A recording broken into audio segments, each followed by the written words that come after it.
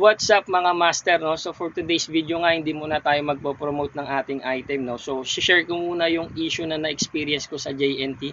So kung may mga small TikToker dyan na seller or kaya affiliate din siguro, no? So na-experience nyo na ba tong gantong klase ng transaction sa JNT? Kasi meron sa akin umorder ng March 11 at the same time na-receive niya ng March 14, 11 AM. So ito nga yung proof niya na na-receive niya na yung item. Pero ang nakakapagtaka, no, pagdating dun sa ating seller account sa ating seller center, ang nakalagay is unsuccessful. So na unsuccessful siya, no. And ayan din yung date kung kailan siya nag-report ng unsuccessful, which is napaka-imposible, no, kasi na-receive na ng customer.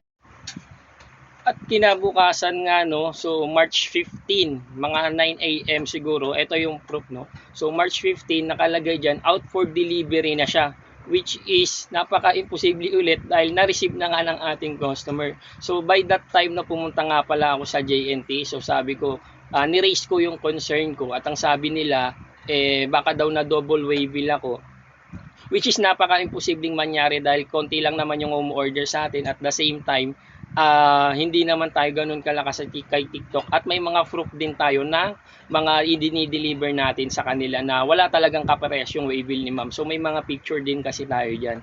So nung sinabi ko sa kanila yun, syempre wala na rin silang masagot, no. So ang ginawa nila, sabi nila tawagan ko na lang yung customer service, which is tinawagan ko naman yung customer service din, no. Gabi na din yun, siguro mga 6:00 na rin yun. So tumawag ako, ang sabi naman sa akin ay aasikasuhin daw nila, so itatap daw nila para ma-deliver na or itatag na raw nila as a delivery, which is ngayon nga kagabi nga din, no. So hindi ko alam, ito yung proof, no. So kagabi ang nakalagay diyan, attempt for delivery, ibig sabihin hindi ulit nakuha ni seller yung item. So based dito sa report na binigay sa atin ni JNT, so attempt for delivery, so napaka-imposible, no. So ito yung proof na kay rider pa or kay JNT pa yung item natin. Pero sabi ng customer natin, no, nasa kanya na yung item, which is may proof naman siya at the same time nakapagbayad na rin siya, no. So yung pera na kay rider na siguro at the same time kasi kay seller, kay buyer na yung item, possible na kay rider na rin yung pera. Ang nakakapagtaka lang, no. So ba't kaya nadidelay ng ganto yung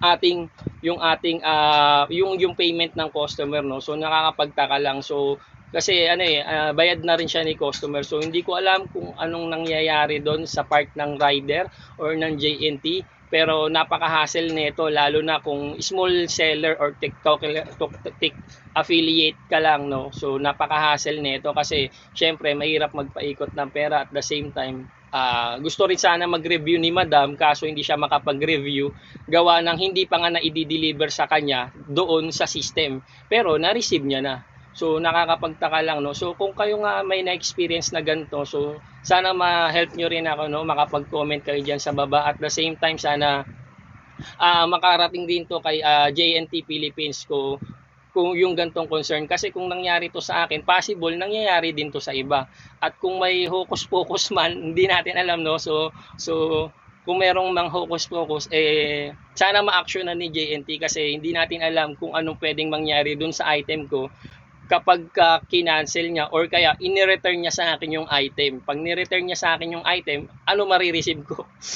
So hindi ko na siguro marireceive yung item na ipinadala ko kasi nga kay customer na. So hindi ko alam kung anong next na mangyayari dito, no, sa ating report dito. Hindi ko alam kung may hocus pocus ba or may nangyayari ba sa part ng rider.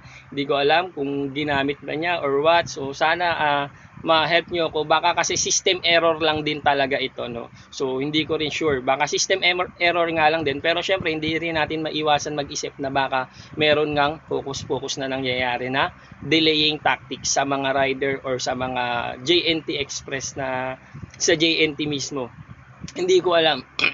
So enlighten me, no, kung may mga kung system error lang to itong nangyari sa akin. So anyway, so March 16 ngayon, so babalik ako dun sa JNT Hub. So itatanong ko ulit itong concern na to sa kanila at the same time tatawagan ko ulit siguro si JNT. Tingnan natin kung ano yung magiging response nila So, yun lamang po. So, sana makatulong to sa mga seller or affiliate na katulad ko na small lang, no? So, maliit lang yung alam mo yun, yung community dito na or yung followers. So, sana makatulong to sa inyo and sana hindi na to mangyari sa iba kasi sobrang hassle nito. Lalong-lalo na kung small seller or affiliate ka lang. So, maraming salamat. So, update ko kayo if ever kung anong magiging aksyon ni JNT Service Center dito. So, yun lamang po. Maraming salamat. God bless. Thank you.